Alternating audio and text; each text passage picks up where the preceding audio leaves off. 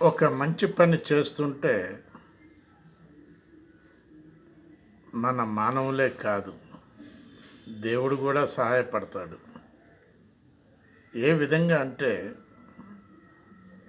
ఏ టైంలో అయితే తెలంగాణ సీఎం రేవంత్ రెడ్డి గారు హైడ్రాను స్టార్ట్ చేశారో, హైడ్రా స్టార్ట్ చేసినప్పుడు ప్రతిపక్షాలు చాలా కుమిలిపోయాయి అని ప్రజలు అంటున్నారు. ఎందుకంటే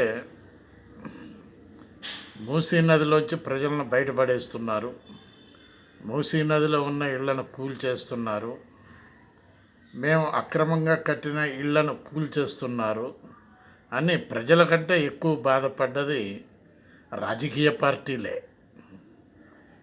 ఎందుకంటే కాంగ్రెస్ మీద వ్యతిరేకత. కానీ కాంగ్రెస్ పార్టీ ఈ పనులు మొదలుపెట్టిన తర్వాత వర్షాలు పడ్డ తర్వాత అసలు సిసలైన బాధలేంటో తెలుస్తున్నాయి ప్రజలకు. కాబట్టి అట్లాంటి వాళ్ళను ఇమీడియట్గా ఇందిరమ్మ ఇళ్ళు, గవర్నమెంట్ సహాయం, సదుపాయాలు ఇవన్నీ సమకూర్చడానికి దారి పడ్డట్టున్నది. ఆలోచించండి, మీరు కూడా సలహాలు ఇవ్వండి ప్రభుత్వానికి.